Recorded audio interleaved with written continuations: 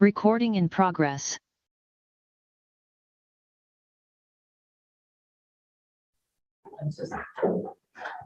Call to order the regular hybrid meeting of the Rio Dell City Council. Roll call, please. Mayor Barnes. Here. Mayor Pro Tem Johnson. Here. Councilmember Carter. Here. Councilmember Wilson. Here. Councilmember Woodall. Here. City Manager Knopf. Here. Chief of Police Connor. Here. Finance Director Dillingham. Here. Community Development Director Caldwell. Here. Water Roadway Superintendent Jensen. Here. Wastewater Superintendent Taylor. Here. Management Analyst Sanborn. Please stand for the pledge. I pledge allegiance to the flag of the United States of America and to the republic for which it stands, one nation, under God, indivisible, with liberty and justice for all.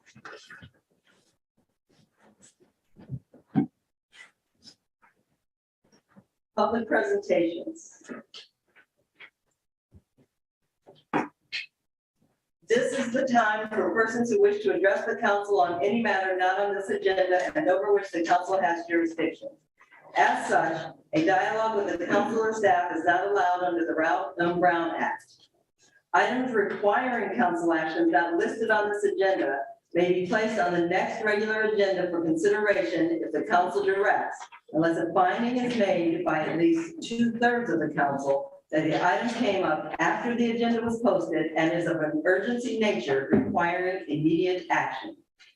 Please limit comments to a maximum of 3 minutes. Is there any? Welcome, Sharon. Hi, Sharon Wolf, 3 Taylor Street. Thank you. It's nice to be back in person. I just wanted to mention, my family's been going through a lot with conservatorship with my mom. And hopefully you guys will be able to visit the website. We have public records posted. Because what we're going through is remarkable. And you really have to see it to believe it. Thank God I have a dark sense of humor, because this is remarkable what we're going through. I put it out there as a warning because I tell everybody, because it can happen to anyone. My mom had her documents made that designated who cares for her, clearly written down. And it doesn't matter if a bad attorney targets your family or if the judge just doesn't care. I also mention it because the state is going to be expanding conservatorships greatly. Right now, holy cow with the system, huge problems. They're going to be expanding it tremendously with the care court proposal that's going through, as well as multiple diversion programs to expand out diversion. There's other initiatives as well for conservatorships to deal with serious, real issues with mental health problems, with aging populations. The problem is real. You know, it's not like there is an easy solution out there, and I'm not saying that there is. But the state is proposing to expand conservatorships tremendously, in particular in the care court one and in mental health. But they don't have the staff to do it because they simply don't exist, as everyone knows. So they're creating lower level positions. They're called paraprofessionals to do the psychological evaluations, to do the legal work, to do all of the steps that you normally would have a qualified professional to do. And they're going to provide some training. It's going to be a few hours of training. They're also expanding out mental health in schools as well, and they're doing something similar because they don't have staff. They're reducing the standards in order to fill the staff and get the bodies in there. Because again, the need is real. But that just scares the heck out of me because there's no consideration of any of the consequences of any of this stuff. There's a problem. The state's been sued at the wazoo for what's called the incompetent to stand trial population. It's called the IST population. It's a huge issue statewide. Look it up at the League of Cities, CSAC, anybody, and they'll tell you about the problems. It's a real problem. That's what care court is about, is to address the front end of it, the people that are referred into the system. Because at the back end, they're choking. Just today, it's, oh my gosh, it was like 892 people are on the IST wait list right now, on the wait list to get through. And they're returning them back to the communities because the state isn't taking them. So all communities will be taking back the IST populations of people that came from their communities. And the state will make sure that we have the resources to provide to them, as they did when they closed the mental health facilities years ago. So we can imagine how well that will go. The other point I just want to make is the surplus that everyone is counting on to deal with a whole lot of this, and they desperately need to put infrastructure investment everywhere. The surplus only exists for right now. I encourage everybody to read the legislative analyst report that just came out on the May revise, and there was one that he did previously. It'll keep you up at night if you read the fiscal portion of it. Because as soon as the state surplus reaches a certain level that it is really close to, in kicks multiple constitutional amendments that were passed by popular initiative that are contradictory for the funding. The last I read, double check me on the numbers, for every dollar, we lose $1.60 in the budget. I mean, it's that nuts, okay? It's scary, it's coming very shortly, so hopefully everyone looking at budgets keeps that in the back of their mind. And again, that's going to play into the services that are required to deal with all the problems that we have to deal with. So I have no solutions to offer you. I've only come to disturb you and offer this information. I do hope that you look at the information on our website. The conservatorship of Barbara, that's my mom. Take a look at it yourself, because really the documents stand for themselves. That's how we've managed to do all the things we've done over the years with public advocacy, is the documents. The best thing to use are the documents themselves that are created. The words that people say, the documents that they write. So that's what we've used. It's public record, it's all out there for everyone to see. It didn't help us necessarily, but it might help someone else. It may help someone that you love, and so I put it out there. Just because we all have loved ones that are getting older and will need. Thank you, and again, it's nice to see everybody in person. Thank you very much. That's very, very good information. So thank you for sharing it. Are there any emails or hands? Did you have anything? No. Okay. Are there any emails or hands raised? And we will close public presentations and move on to the consent calendar. Is there any item that a council member or public wishes to remove from the consent calendar? I'm going to pull item 1. Hearing none. Is there a motion to pass items 2 and 3 on the consent calendar? And 4.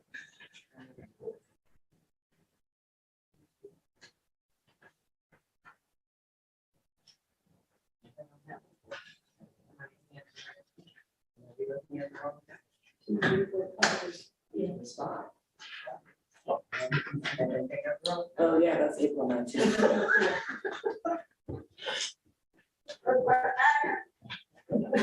Uh-oh.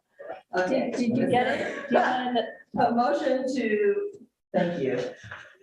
Thank you. Is there a motion to approve consent calendars item 2 through 5?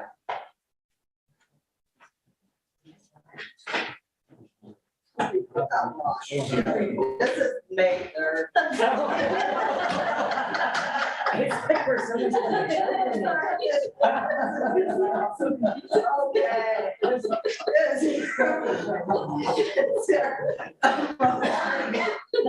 Miss one meeting. To approve items 2 through 4 on the consent calendar. So moved. Second. We have a motion and a second.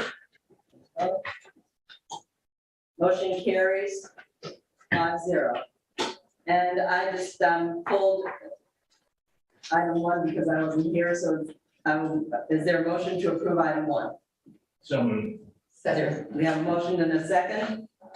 Please vote. And I'm voting yes. And I don't know how I'm voting yes, I'm abstaining. So motion carries 4-0 with 1 abstention.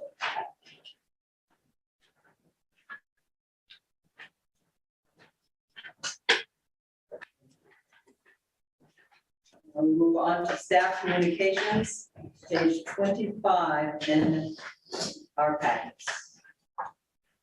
Thank you, Mayor Garnes and members of the council. Just for public informational purposes, there will be a COVID vaccine clinic tomorrow, Wednesday, the 18th, from 10 a.m. to 4 p.m. and it's located at the fire hall. We are monitoring the situation with the county on some of the upticks, particularly in the Bay Area. But there's no cause for alarm, but definitely a good reminder to get your vaccination. The annual community cleanup day was held on Saturday, May 7th. Attendance was good and no vehicles were turned away during the allotted time. And a total of just under 27 tons of material were collected and removed. And on your packet, inside of your packet on page 29 is a summary of this year's community cleanup collection that breaks it down between green waste, metal, and trash, and describes the equipment used, all for the past 4 years in addition to this year. So with that, I will go ahead and return it to the mayor if there's any other questions or comments for staff. Thank you. Mayor Pro Tem.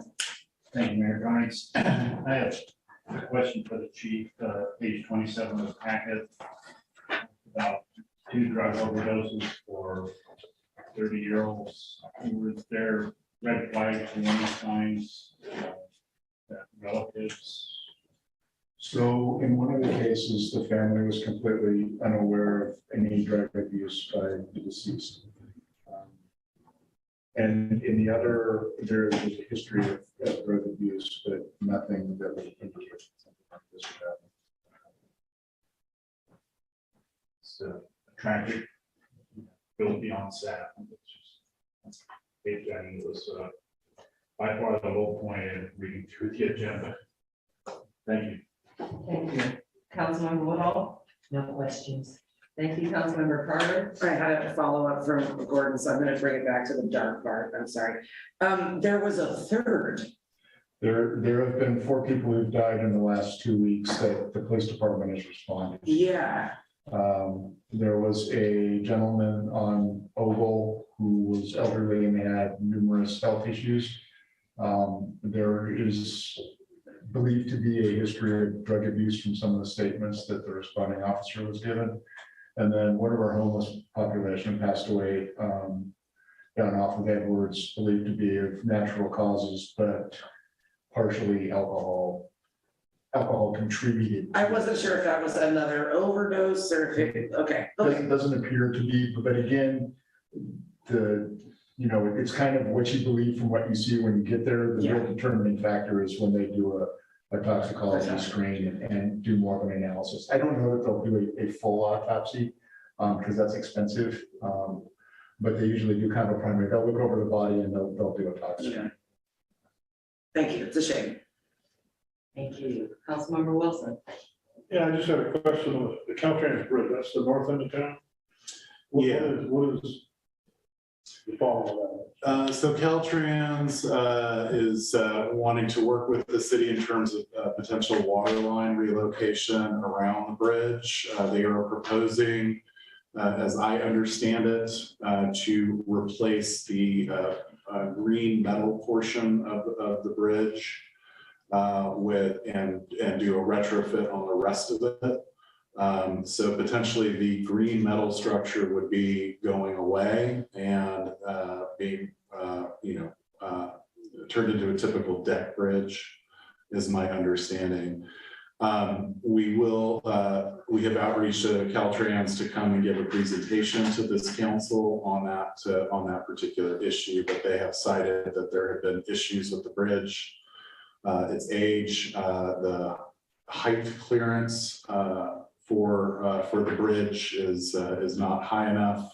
There have been accidents in the past where the bridge has been damaged.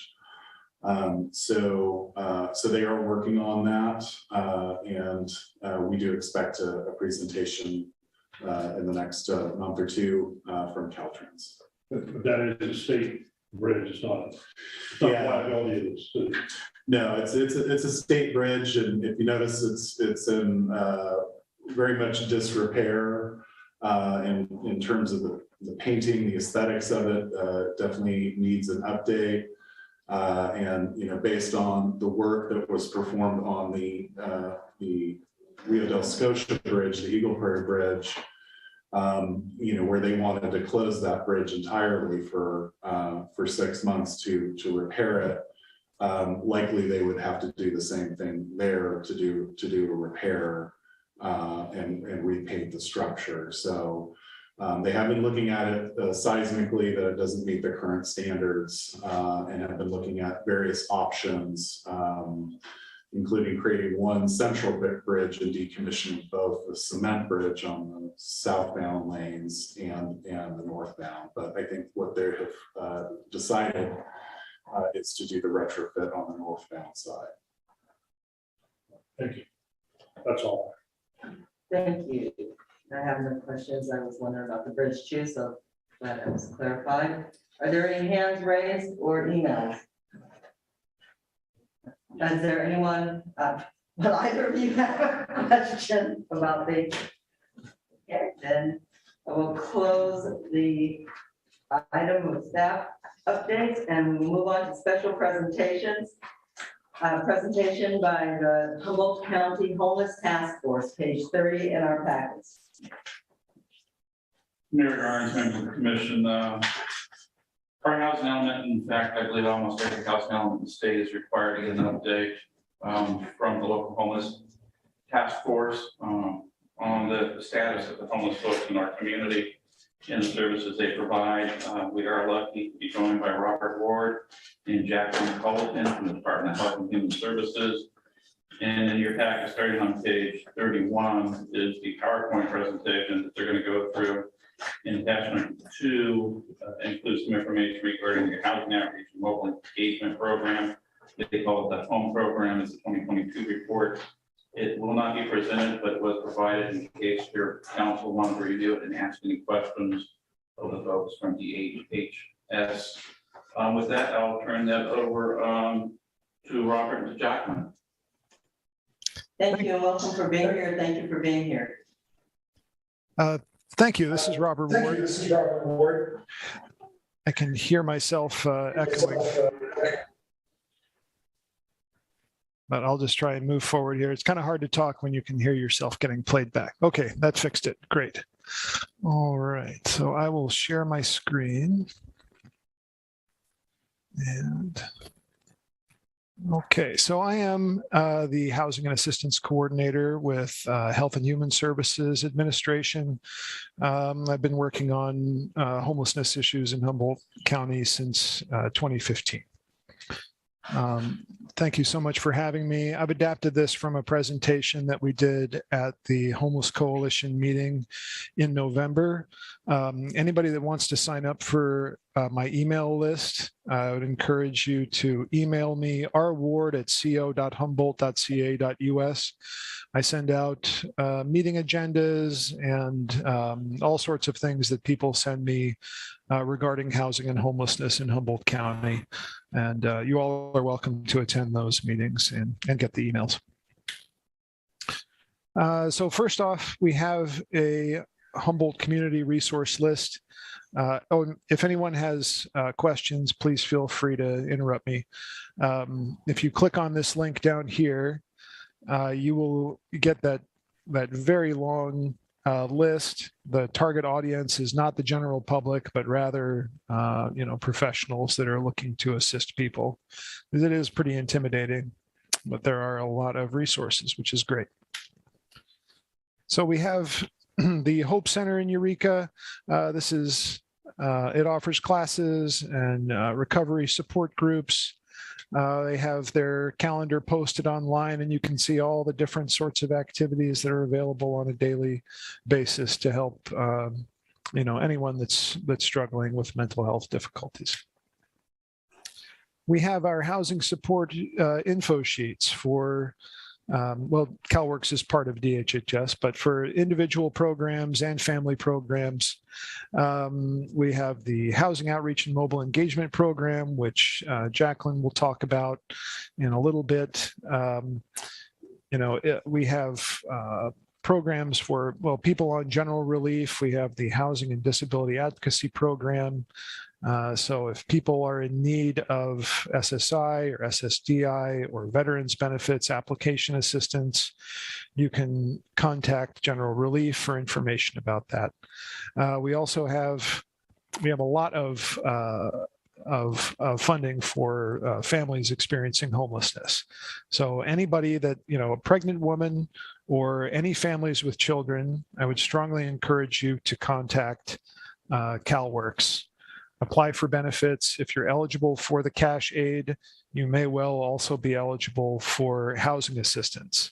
That includes temporary homeless assistance to get into a short-term motel, and also longer-term assistance with rent, liaison services to try and, negotiate with a landlord to rent an apartment to you.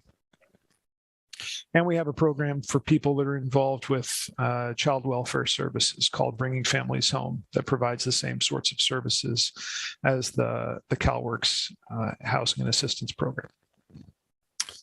211.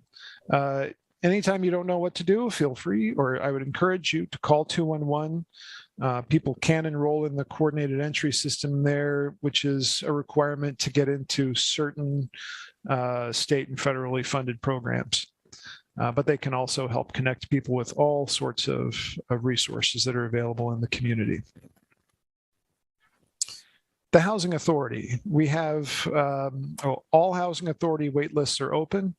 There are separate wait lists for various programs. So we have the Section 8 or Housing Choice Voucher Program wait list, the Public Housing wait list, which is the public housing is all located in Eureka, and then family housing and senior housing. So people need to apply for each one of those separately, and I believe their application, at least for Section 8, is now available online at Eureka Humboldt HA.org. You can see the link here. Nation's Finest. This is our one-stop shop for any veterans experiencing homelessness.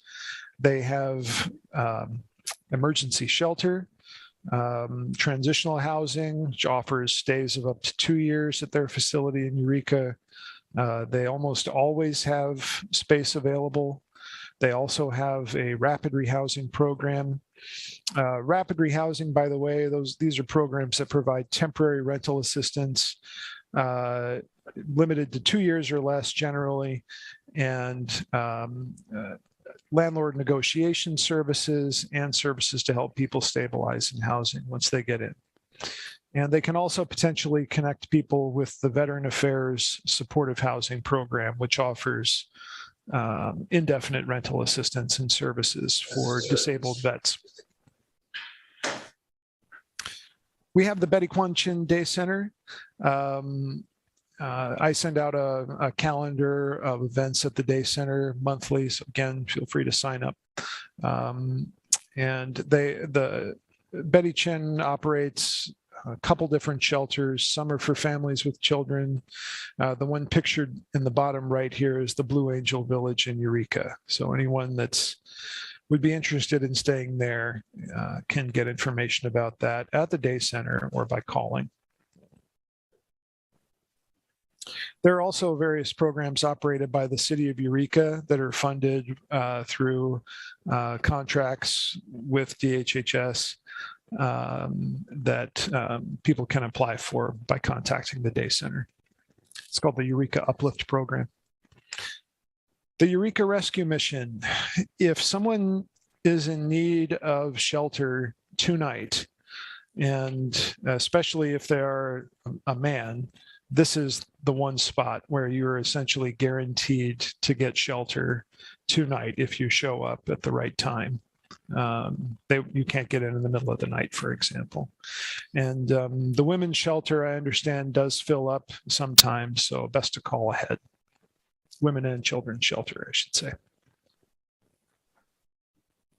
St. Vincent de Paul. So the reason why you can you can expect to get a bed at the Eureka Rescue Mission if you are a man is because St. Vincent de Paul will open up an overflow shelter if it's ever necessary, if the men's side fills up.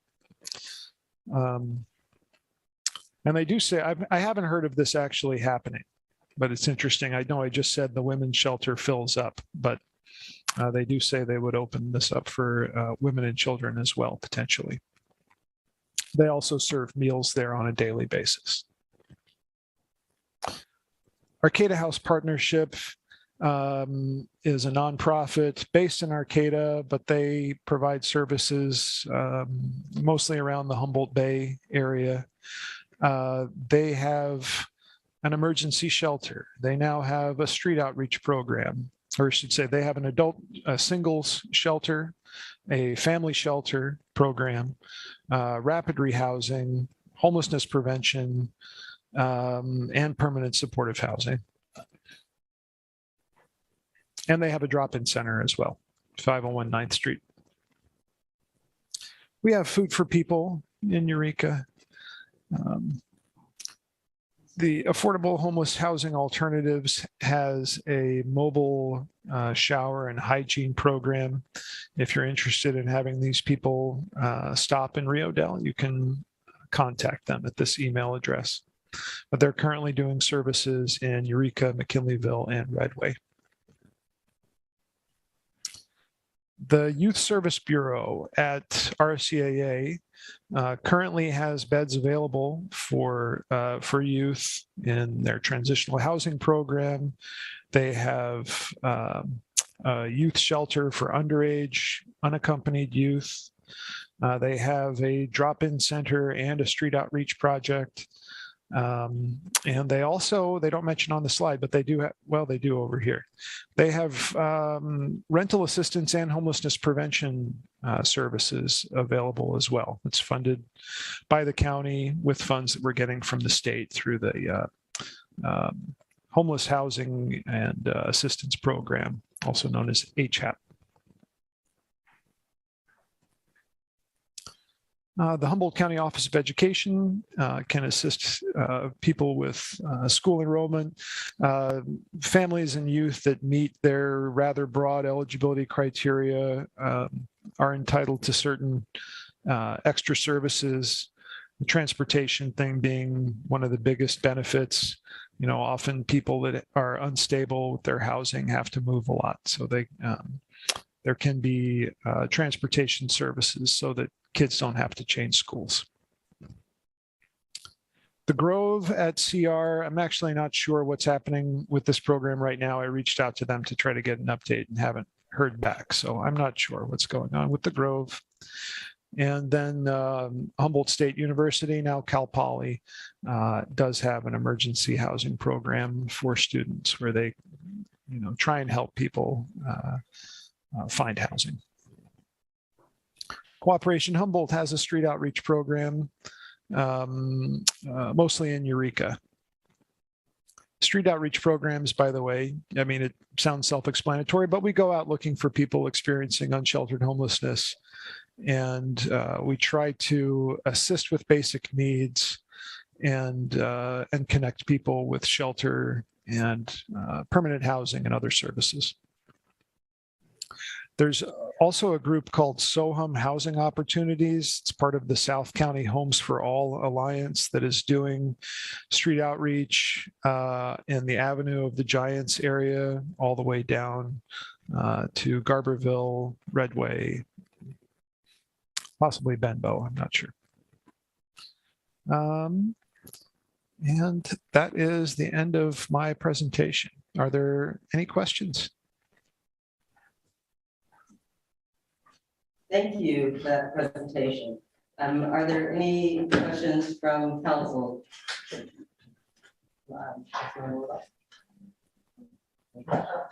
Oh, just one question for Chief. Does Mary have all this information? Like, because I know sometimes she works for, you know, looking for places for homeless people and. I don't know the answer to that question, but I will make sure that she does have it if she doesn't now. Oh, okay, thank you. Thank you. Councilmember Carter? I have the same question, it's going to be easier, so no, thank you. Thank you Councilmember for Wilson? Anyone in the public? Questions? Any hands raised or emails? Then I will just say thank you for your presentation, and we will move on to the next presentation. Welcome and thank you for being here.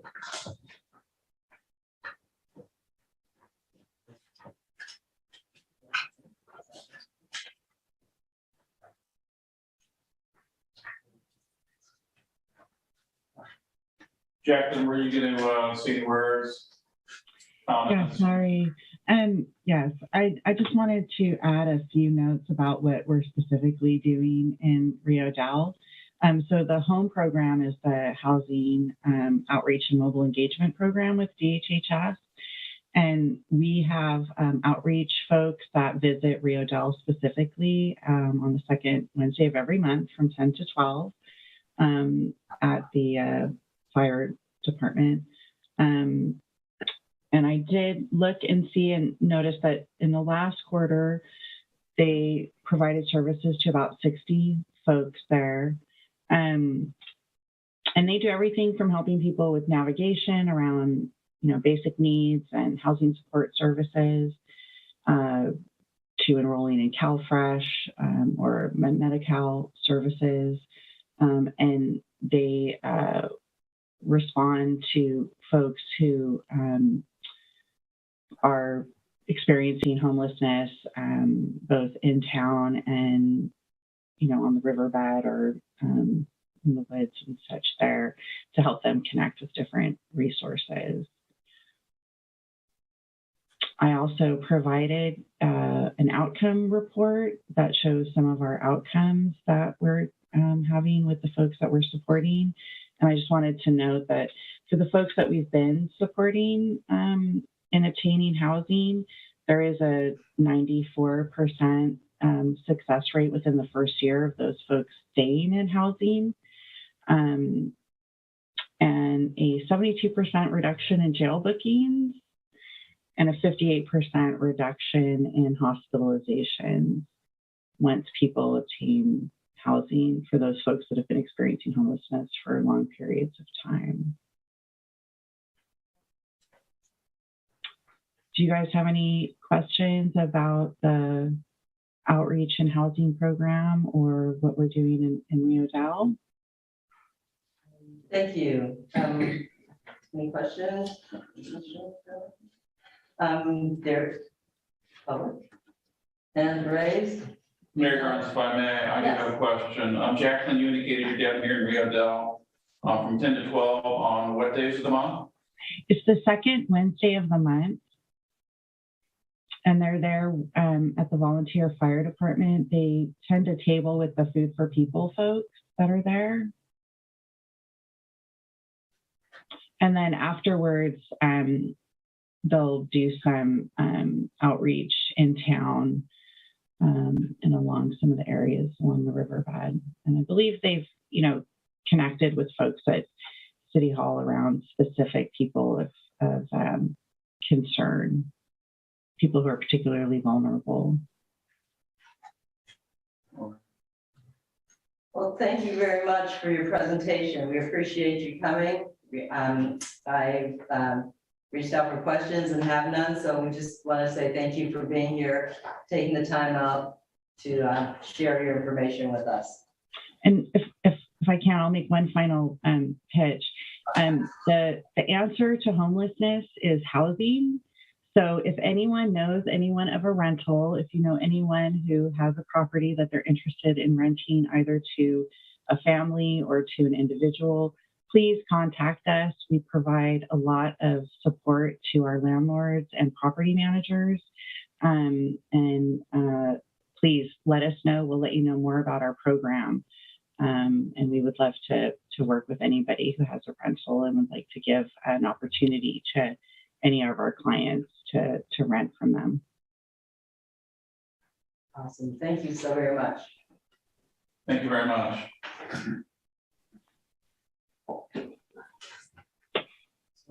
Close that item and move on to presentation of the the fiscal year 2022-23 recommended budget. Page 63 in our packets. Do you like this? City manager? We were just discussing how the slideshow pages were gonna get turned. Oh, okay. Go ahead and turn it over to Cheryl for the presentation. Okay, so this item starts on page 63 of your packet. And then you have on page 65, what we like to call the big blue sheet, which has a summary of the budget with the fund numbers going down on the left-hand column and departments going across the top. And we've got the revenues. We've got the beginning fund balance, the revenues, and then the expenses, and then a total of expenses and the ending fund balances. I'm just sort of explaining it just for purposes. And then we have all of the individual detailed sheets for each of the departments and what their individual budgets look like. And should I open it? If there's any questions about that detailed stuff before I start the presentation. What? Any questions? All right. Looks good. Okay, I'd like to start by thanking the finance team for helping me with this, and Travis helped also. This is technically not in the finance. And so the first slide, we have the City of Rio Dell recommended budget, and then we have the outline. So basically, we're going to cover the timeline, the priority update, meaning things we have done with the past year's priorities. Any budget changes between the current year budget and the proposed next year's budget. We have the total recommended budget and then some detailed slides on information about revenues, expenses, and the general fund. We have a 5-year comparison for the general fund, some capital project information, and some personnel information. So this is the budget process timeline. And basically in March, we start looking at forecasting and gathering information and estimating salaries and benefits. And then in April, we work with all the departments and compile it all together and create the budgets, and everybody looks over them and the city manager looks over them. And then here we are in May, and we bring it to you. This is the first draft of looking at the recommended budget. And then in June, there's an opportunity to look at it again on June 7th, and then for final adoption on the 22nd, 21st.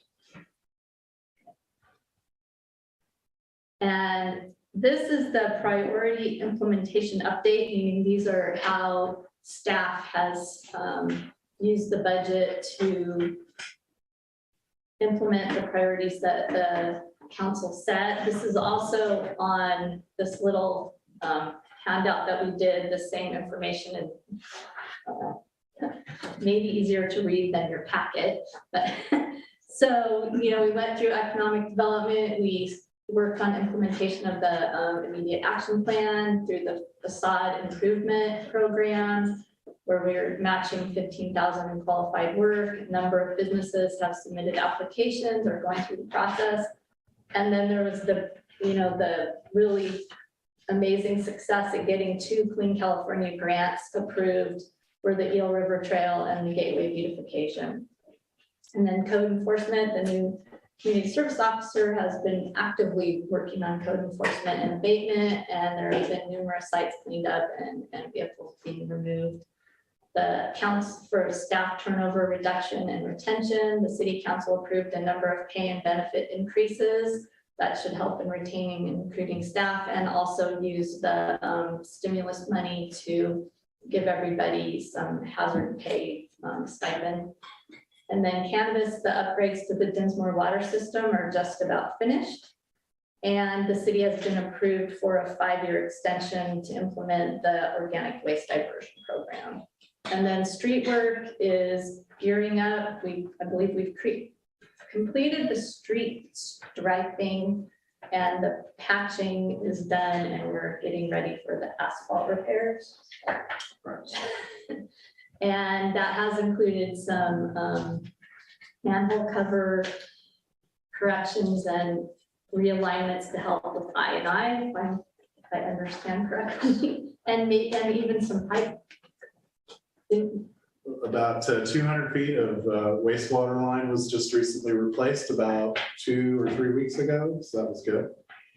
And then we completed the water and wastewater rate study. That has been completed and approved. So then this is just basically things that have changed in the proposed budget from the current budget. So salaries and benefits have gone up by 228,000, and that is primarily the result of the retention and recruitment package that was passed. There was some additional funding added for police staffing, and there's also been a police recruit position added in the budget. It's not fully funded. The idea would be that that position is there and you would kind of swap in and out between a vacant position. So there is an additional position in the budget FTEs, but it's not quite fully funded. Then basically the rest of it is the services and supplies. So the capital projects paid for by the city went down by $175,000. And then we had the power resiliency grant was completed, which is a reduction of $295. But then we have the per capita park grant, which is the multi-use dog park project. Then we have the Queen California grants that I discussed, the Eel River Trail and the beautification. And then we have the state and local fiscal recovery funds included in the budget, and that includes money for sewer upgrades, sewer system upgrades, and for the open space facility project up front here. And then for revenue, we anticipate sales tax to go up by about 175,000. Cannabis is projected to go down by about 250,000 based on current year trends. And then property taxes up by about 40. Transient occupancy tax has actually been going up, and the gas tax has been going up, and then sewer charges are going up because of the rate study change. We got some additional Measure Z grant funding. And then we basically just have all the offsetting revenue for the grant projects that we mentioned above. And then the recommended city budget is 8.9 million compared to 5.6 million the prior year, which is an increase of 3.2 million or about 56%. And that is totally due to putting all of those grants into the budget because we had that information. A lot of times we don't have the information in the time where it coincides with being able to put it in the budget, but this year it was like, cool, we can get it in there and I don't have to come back with a separate item. And so there you can see the top bar is the grant capital project, which makes it very apparent how much of our budget is made up by those activities. Then police becomes second, and then city capital projects, which is your street paving and other projects that are detailed later on in the report. And then we have your sewer and water budget, debt service, which is basically the debt on your sewer and water departments. And then basically your city manager department, finance department, streets, buildings, and just goes on down to solid waste. And then the city total city expenses, the salaries and benefits make up 30% of the proposed budget, with services and supplies making up 17%, and grant capital projects making up 38%, and city capital projects are making up 10%, and the debt service is 5% for your total $8.9 million budget. And then the revenue, this is revenue. Here's some results from search. Siri was listening to me. So this is city revenue sources by fund. So grants and revenues are 8.04 million, and there is so we are using fund balance, which we'll talk about more later. So the city revenues are not as high as the city expenses, and that is due to money being spent on capital projects. So grants make up the bulk of the project or the budget, again, 37.8, which is just about 38%, which corresponds to the expenditures because there's a 1-for-1 there. All of those grants we have were 100% funded with no city match.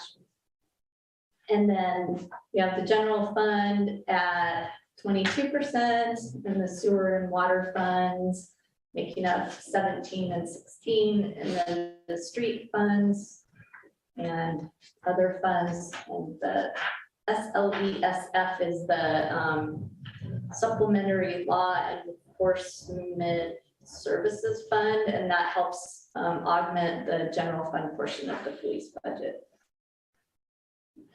And then here we get into the general fund expenses, and this goes through and shows how your discretionary general fund monies are spent, with the bulk being spent on the police department. And then next is capital projects, city administration, the finance department, planning, facilities and grounds, general government, and the city council, for a total general fund budget of slightly over $2 million. And then we look at our general fund revenue sources. The bulk of the revenues come in from property tax in lieu, BLF. And then the Measure U is 28%, and the Bradley Burns is 20%. So you can see how important Measure U is as a revenue source to the city.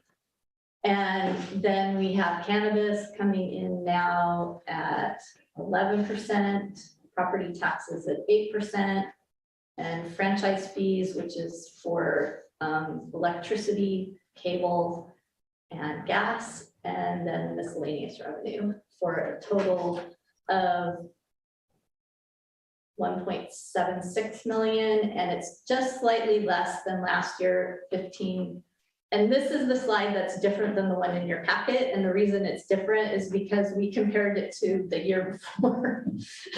Not the current year that we're in. We accidentally had the 2021 year in there.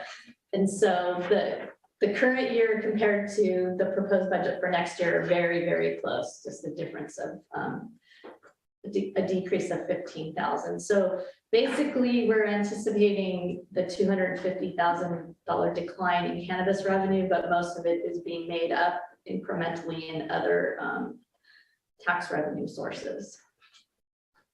And then this is a slide that shows a 5-year comparison of revenues and expenses in the general fund, with revenues being green and expenditures being blue. And you can see that in 18-19, 19-20, and 2021, the revenues were higher than the expenditures, which helped the city build up a good reserve in the general fund. And then in 21, 22, and 22, 23 is where you start spending those funds on capital projects such as your street repair program. Then this is just, this is a new slide where it shows the unassigned reserves by fund in the budget, or as a percent of the budget. And so you can see how the what the actual fund balances are for 19, 20, 20, 21, and then estimated for 21, 22, and 22, 23. And that basically as a percent of the budget, the reserves are very generous, and the city's actually in a very good place at this point. And the reason it dropped so much in 22, 23 is because the budget has increased due to the grants, but there isn't really any reserves being used as a result of that. And the target is 30%. That's what the policy that we're trying to achieve is 30%. So we're way over policy. And then the next one. And then this is just a detailed slide showing the capital projects that are included in the budget. And I don't know, I might turn that one over to the city manager if he wants to talk about those at all. Well, so right off the top, you have your asphalt street resurfacing target figure at $450,000. We are currently working as part of your consent calendar. There was a briefing on the slurry sealing project for this later this summer that we're working with the city of Arcata on. What else do we have there? City beautification, so that's unassigned funding for projects that the beautification committee might identify and that the council would approve. We have every year we're trying to do some minor work related to City Hall. So for this current year that we're in, there was funding allocated for some of the last window replacements for the building. We've been working on that for a couple of years with various allocations. So this year, this amount is probably going to be headed mostly to the police department, updating the chief's office, as well as potentially a bathroom remodel over at the police department. The department also requested a storage container for evidence, secure storage facility. And then we have an option for the next chief of police for a replacement for the chief of police vehicle. Moving down into your grant allocations. Oh, okay. So those would be the general fund projects for the year, mostly focused in on the street asphalt resurfacing for next year. So, and then we have the wastewater and water projects. And I don't know if there's any questions at this point for Derek or Randy, where we can go to the next slides, which are just cover the grants. Any questions or? Just one minor. You get a police chief new car for $5,000? It's 55. I think it's 55. I know, I like looked at it at one point and thought it's like $5. I think it's because you think it's a dollar sign. That's what I thought. Yeah. I should correct. Yeah. The other thing I would just add to that is we would be auctioning off the current vehicle, which is in pretty good condition, and with our experience with the last auction, so that cost will be offset by the sale of the new vehicle or the sale of the current vehicle. Mayor Pro Tem or Councilman Woodall? Carry on. Okay, so here we're going to talk about the grants that we completed in the current year. So the water capital improvement plan project was completed. The power resiliency improvements at City Hall and the wastewater facility, which is basically the solar panels on the roof, the generator that is going to be at the side of the building, and then there's going to be generators down at the wastewater facility. And then we implemented the water and wastewater arrearages program through the American Rescue Plan Act, where we received $81,451 to pass along to the residents of Rio Dell to help pay their bills for during the COVID pandemic shutdown. And then we also had the public-private partnership battery backup for the courtyard that was done through Tesla and the state. And also not up on here, because it's not actually completed, is the sanitary sewer study. And that project, I believe, is about 50% complete. And the state offered up additional funding. So I do believe that GHD is looking at expanding the scope and getting additional funding for the study. And the next one. So these are the projects that were funded and included in the budget, which is the multi-use dog park from the per capita program, the Eel River Trail, the Gateway beautification. So there's $596,150 of money from the state and local fiscal recovery funds, which is ARPA, for wastewater upgrades that would be most likely collection upgrades. And then 140,000 for the open space facility out front here to allow for outside events such as farmers markets.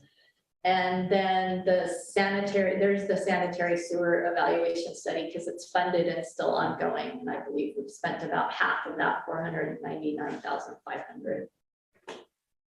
And then we've submitted grants for the water distribution system upgrade as a result of the completion of the CIP capital improvement program. And then we've submitted 3.5 million for the Metropolitan Wells Bridge water pipeline retrofit, which is basically making the water pipeline that goes across the bridge more reliable in the event of an earthquake so that we can actually access that water source. And then 1.9 million for the Douglas Redwood tank seismic retrofit to make sure that in the event of an earthquake, it doesn't topple. And then here we have the city organizational chart.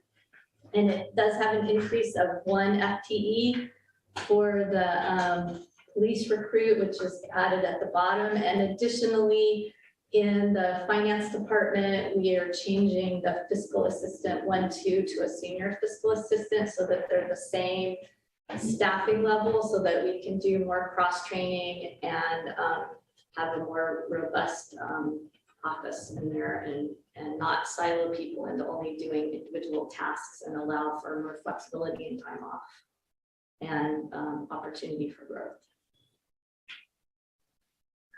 And then this is a slide showing the personnel history. This is FTEs over time for, I believe, 1 to 5 years.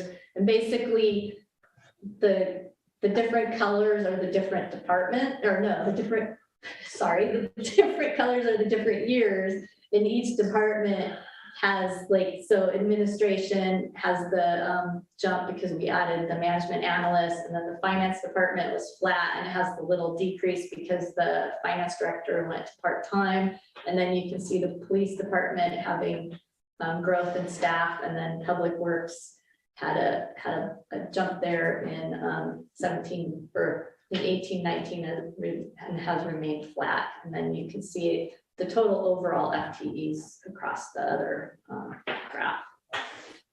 And that is it. So the next step is the public hearing on the recommended budget, which will be June 7th. And then adoption of the proposed budget on June 21st. And are there any questions? Councilmember Carter. I just don't know how you can make all that information understandable. How could I miss you? No questions, but thank you. That was very in-depth. That was very straightforward.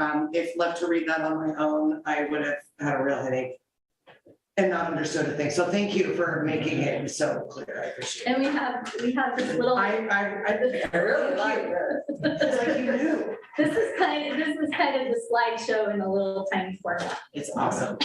And again, I want to thank my team. All right. Thank you and the team. Okay. Councilmember Wilson? The same thing, it's you've done, I think, an excellent job as finance director. I've seen changes in our city's financial situation, I think, under your purview, so I appreciate the way you presented it and the job you've done for us. Thank you. Thank you. Councilmember Woodall? No, I went in today and asked Cheryl my questions, and thank you. Everything was clear. From a long time ago when we used to do these, this was great. So thank you. Thank you, Mayor Pro Tem. Thank you, Mayor Gines. Again, I really appreciate the work that the finance department has done, and a great presentation by Cheryl. And the summary on one piece of paper is marvelous. We are spending more money than we're taking in, but there's a very good reason for that. We're spending a lot of money on capital projects, and that's why we're drawing down our reserves. That's why we have reserves, is to spend on capital projects. And it's just sound financing, and I thank our team for that. Thank you, Mayor Pro Tem, and I agree wholeheartedly with that. Thank you. I have no questions, but thank you very much, Cheryl. You're not gone yet. You'll be gone. We'll be missing you, but right now, we're still happy that you're here, and we are very appreciative to you, and we are very appreciative to the finance department. So give them our thanks too. Very well done, and I really love this too. It's awesome. Are there public? I just want to say, I spent the last few days, work days watching state budget hearings, which is just horrifying, and you should try it sometime. It's just nauseating. So thank you. I appreciate the budget presentation that you gave. It was written in English. It was presented clearly. And I wish you could give some tips to the state budget people because that's not how they're doing it right now. So thank you. I appreciate that information. And then I just had a question with the FTE positions. Are they full right now? What's the vacancy rate? Just because everywhere's got vacancy rates. I can't break it into a percentage at the moment, but we have, we're down an officer in the police department. Otherwise, it's fully staffed. And we are down to Utility and one wastewater. okay. 2.5. So 2.5 in public works. And then I believe we are fully staffed in every other department. Oh, that's awesome. I thought of one other thing, just to horrify you from what I said earlier. The state hospital system, the one that has all the IST patients there, today they said their staffing level is at 53% for state hospitals. 53%. Yeah, okay, so good luck sleeping. All right. Thank you. Any questions? Okay, any hands raised or emails? Then this is just an action you needed rather? No, we will return to the council next month with the final budget presentation and adoption in June. Thank you. Then we will close that item and move on to special call items. Purchase of water-filled K-rails for open space events and other public works related use, page 103 in our packets.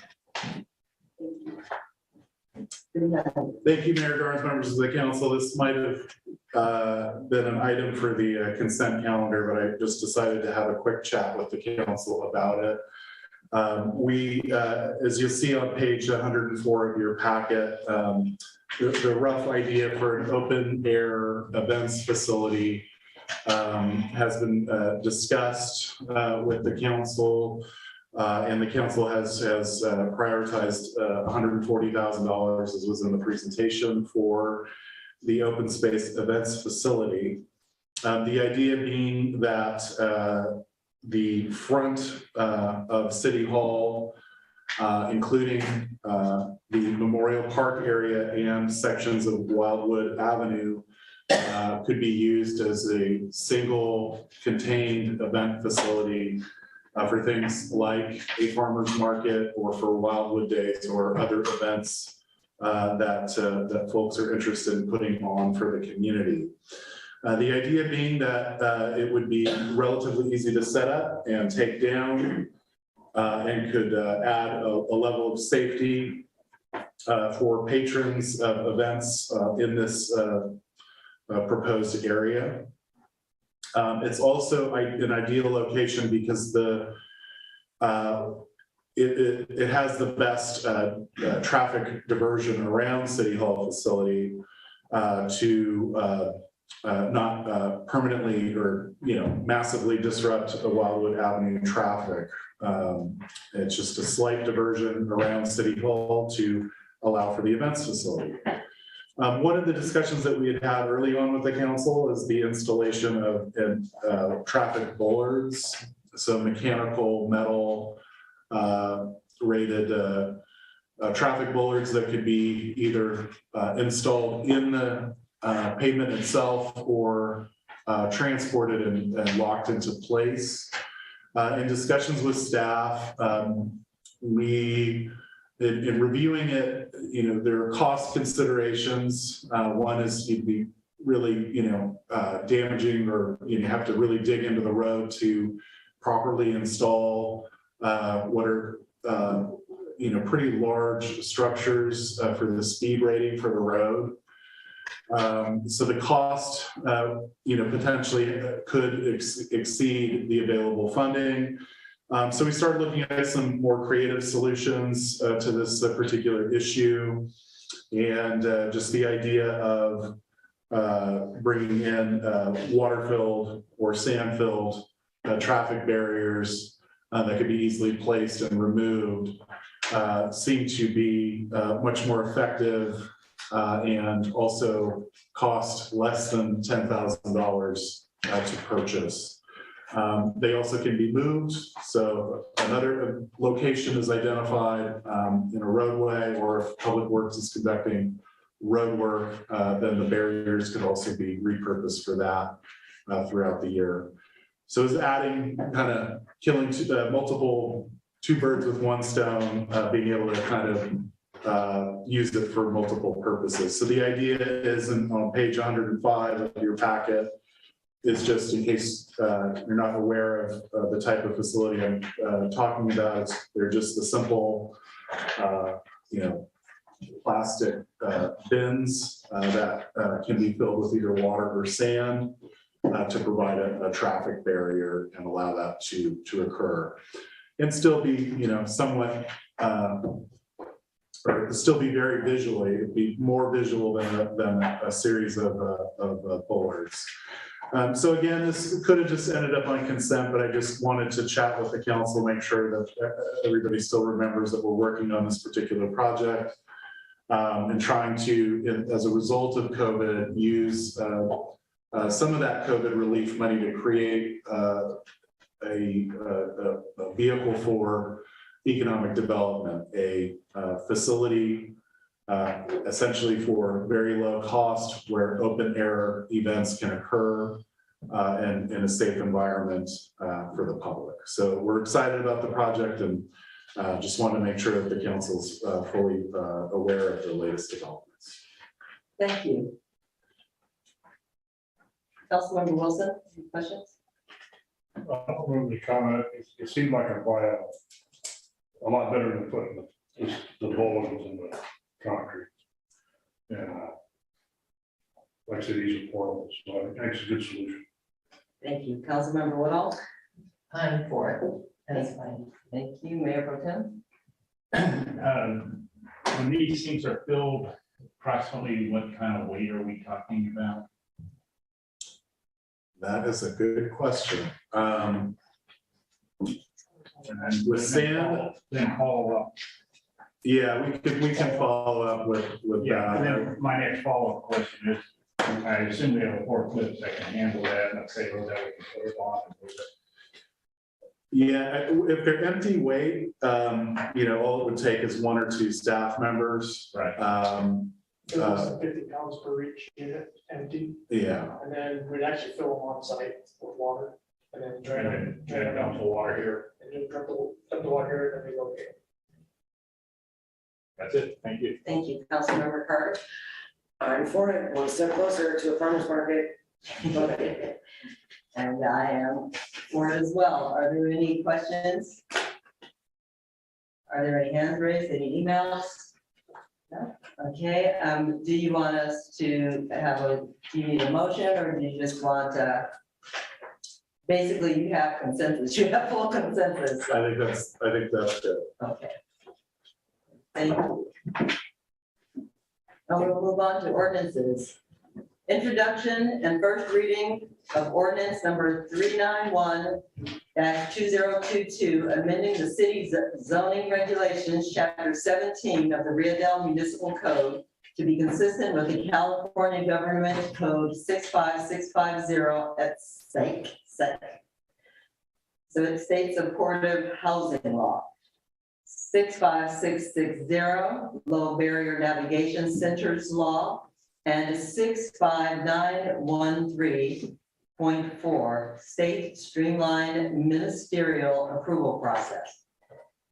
by establishing procedures for reviewing ministerial approval applications. Page 106 in our packet. City Manager.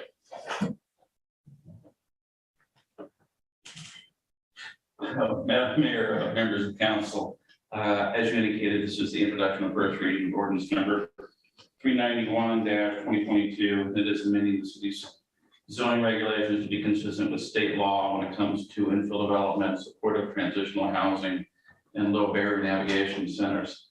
And I did prepare a short PowerPoint presentation for you, and hope we can get that up here in just a second. I should say that there are some handouts that are associated with this text amendment. Once the text amendment is effective, which is 3 days after approval and adoption, we will provide these handouts to the city's website. So they would be available for developers or the community members alike. Anyway, as indicated, the state law requires jurisdictions to establish ministerial processes. The ministerial processes are non-discretionary. You meet objective development standards like parking lot coverage, building height, setbacks. We are obligated to approve these projects as we were with the Danco Bluff Cottage projects over there on Rigby Avenue. SB 35 is actually having to do with multifamily infill projects in urbanized areas. And of course, we are in urbanized areas because we have sewer and water facilities available. These properties in town. SB or AB 2162 has to do with supportive interest in transitional housing projects. And AB 101 has to do with low barrier navigation centers. The next slide, please. SB 35, we're going to talk about first. It basically has certain criteria that has to be met. 2/3 of the floor area must be dedicated to residential uses. As your council is aware, all of our commercial zones allow residential uses on the second floor of mixed-use buildings. So 2/3 would basically have to be, in this case, it could be a 3-story building with the top 2 stories being used for these type of infill multifamily projects. There has to be a certain set aside for LMI, affordability people. Again, has to meet objective local development standards, like I just mentioned.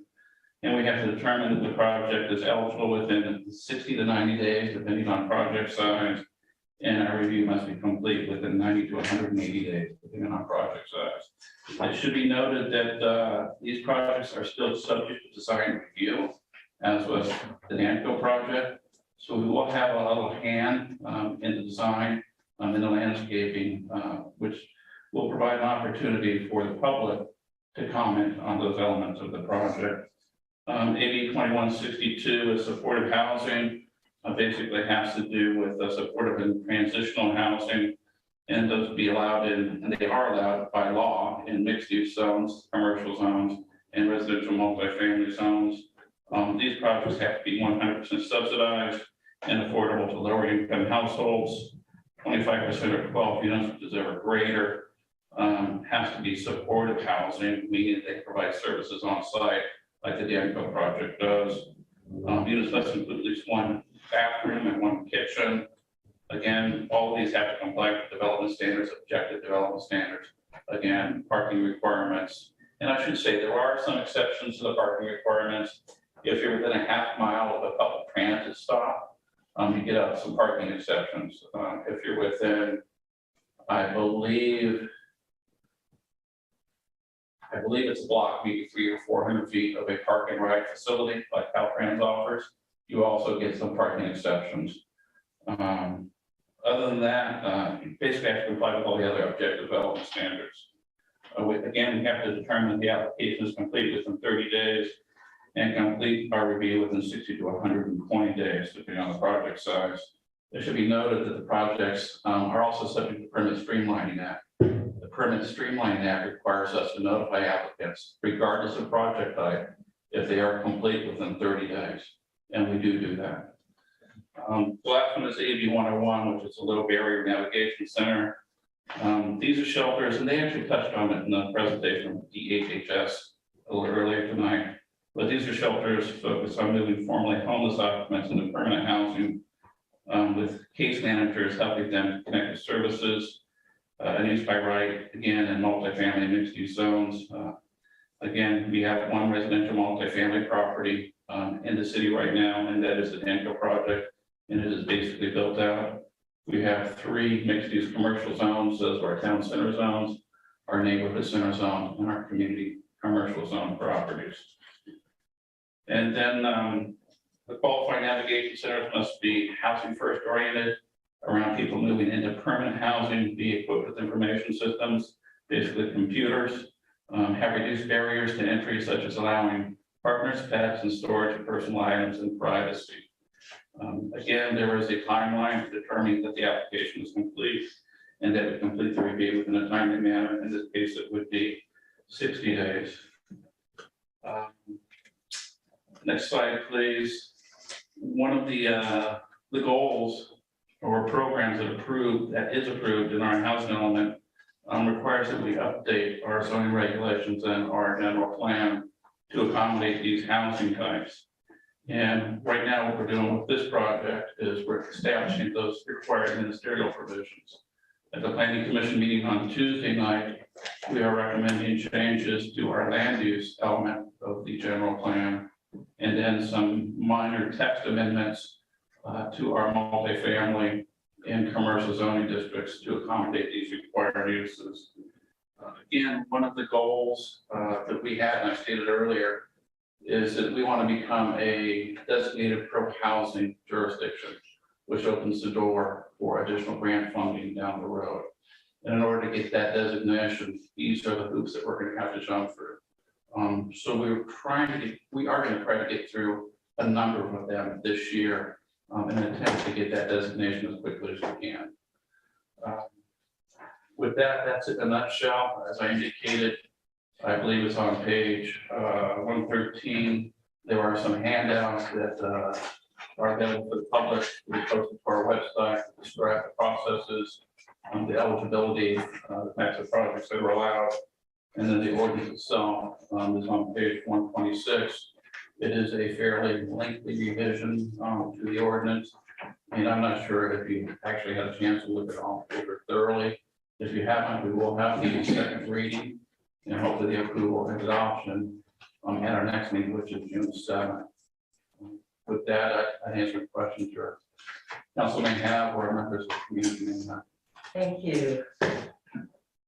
Mayor Pro Tem Johnson? No questions, thank you. Thank you. Councilmember Carter? No questions, thank you. Thank you. Councilmember Woodall? No questions, thank you. Councilmember Wilson? So this is required, this is a state mandated, basically like Danco was that we're putting the ordinance in place for that reason. You have it formally done. But if someone comes in and say that we have property that falls into these zones, that we have to allocate a certain amount of that space. We would be obligated, yeah, even without this ordinance, we'd be obligated to process and approve that project if it meets the state criteria. So all this does is actually locally codify our local regulations to meet the state required elements. Because I know that was part of the pushback on at least by the community on Danco project, is why are we even allowing this when we really didn't have a say? We were obligated by state law. And that's the same thing with this. Yeah, and that provision of state law, I think, was approved in either 2015 or 2016. So we are late to the game in actually revising our regulations, and that is my fault. And what happened is I was preparing the annual progress report to the Department of Housing and Community Development. And in doing so, I looked at our programs, and you identify the programs that you've made progress on and that you haven't made progress on. And this was one of them that jumped out to me immediately. And that's why I got it to the Planning Commission last month and to your council now. And then there's going to be a couple of follow-up amendments the next month or so.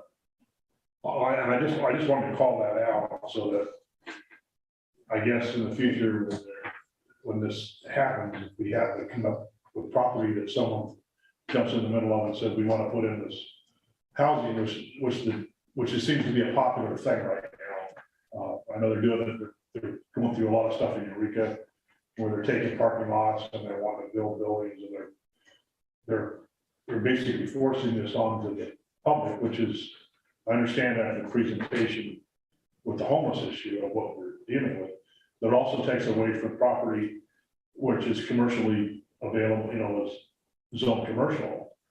And that is Something why, that we would try to develop. Yeah. But that the public knows that it's essentially out of our hands and in the hands of the state. To say that we have to do that. for the most part, we are not required to use our commercial properties for solely these housing projects. It has to be a mixed-use development based on our local regulations, and the state allows for that. And so that's why we have a provision in our zoning regulations that allow for residential uses on the upper floors of commercial buildings.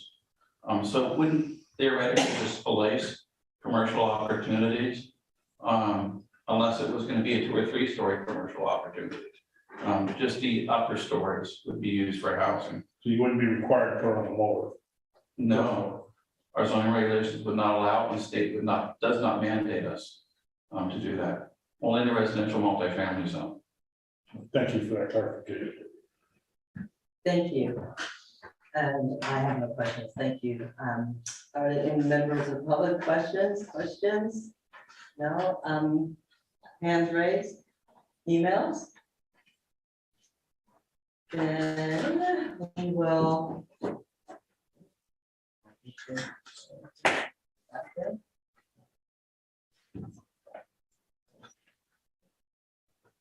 We will continue this to June 7th. We will continue this to June 7th, second reading. and approval. Yes, is there a motion to accept the first reading, introduction of first reading? So moved. We have a motion, is there a second? Second. A motion and a second. Motion carries 5-0. Thank you.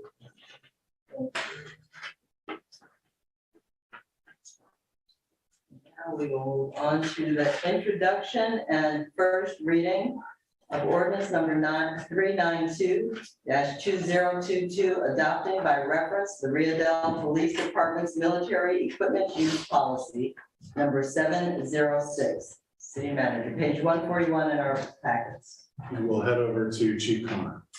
In regards to members of the city council, as the mayor stated, this is the introduction, first reading only of ordinance 392-2022, adopting by reference the police department's military use equipment policy. In September of 2021, the mayor signed AB 481. This piece of legislation required all the police agencies in the state of California to adopt a military equipment use policy and to meet other standards.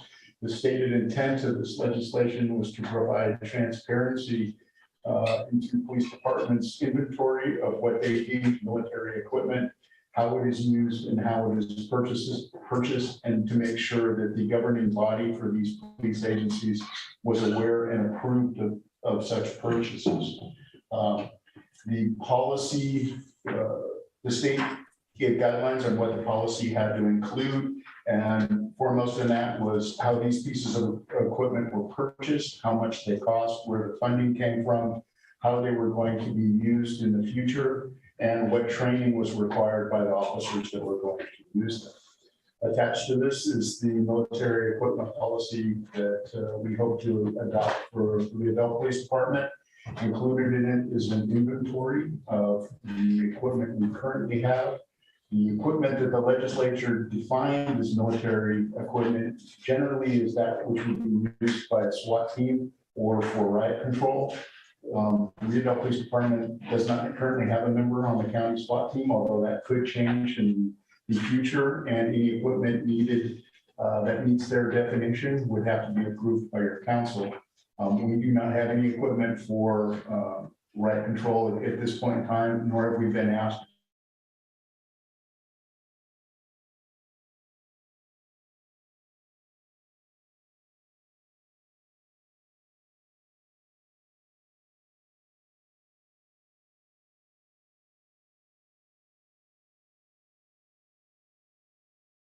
impact weapon use at distance. The costs and maintenance costs for those items are outlined in the inventory.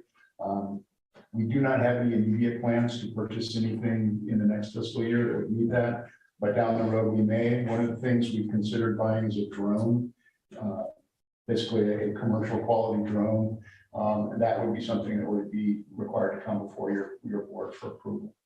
So in addition to adopting this policy, the legislation requires that the policy be reaffirmed by your council on a yearly basis.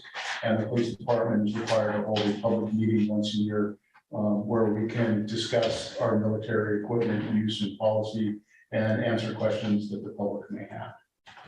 So that's my presentation. I'd be happy to try and answer any questions and recommend that this item be continued. And the city attorney suggested the date that it come back to is June 21st. I'm not sure the rationale by that. There may be something in the legislation that requires a 30 days between the two readings. Thank you. Councilmember Woodall. No questions. Thank you, Councilmember Wilson. No question. Thank you, Mayor Pro Tem. Thank you, Mayor Collins. Chief, we have half a dozen patrol rifles. I assume those are 223 or caliber. They are all AR-15 phase 223 caliber. The military is going to 6.8 caliber. And right now, yes, they're budgeted billions of dollars to do this conversion. Do you see us getting more sophisticated weapons in the future? I haven't researched the new military cartridge. I actually have an AR-15 in 6.8 that belongs to me personally. I do not believe that the increase in efficiency would be worth the replacement of the rifles we currently have at this point in time. And because it is not legal for the average citizen in the state of California to purchase an AR-15, it would be slightly more difficult for us to surplus the current items we have. So I don't really foresee us doing something like that in the near future. But the new chief may have different plans for all I know too. So. Okay, thank you very much. That's all. Thank you, Councilmember Carter. No questions. Thank you. Thank you. And I have no questions. Are there any questions from the community? None, hearing none. Hand raised. Emails?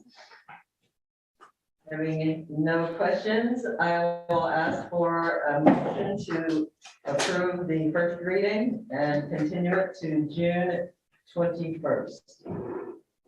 So moved. We have a motion. Is there a second? Second. We have a motion and a second. Vote. Motion carries 5-0. And with that, we come to council reports and communications. Mayor Pro Tem. Thank you, Mayor Connors. I will be missing the HCAR meeting coming Thursday. Travel. One of the things that is going to be in the presentation at the HCAR meeting is going to be coming to explain why the state and the HCOG needs to provide more money for the Indianola interchange. This is a project that dates back decades. And HCOG initially was the prime funding source for it, but when the design got so expensive, HCOG didn't have enough money. $30 million wasn't enough money to build the interchange. And so the state stepped in and Caltrans said, hey, we'll help you out, we'll do the additional funding.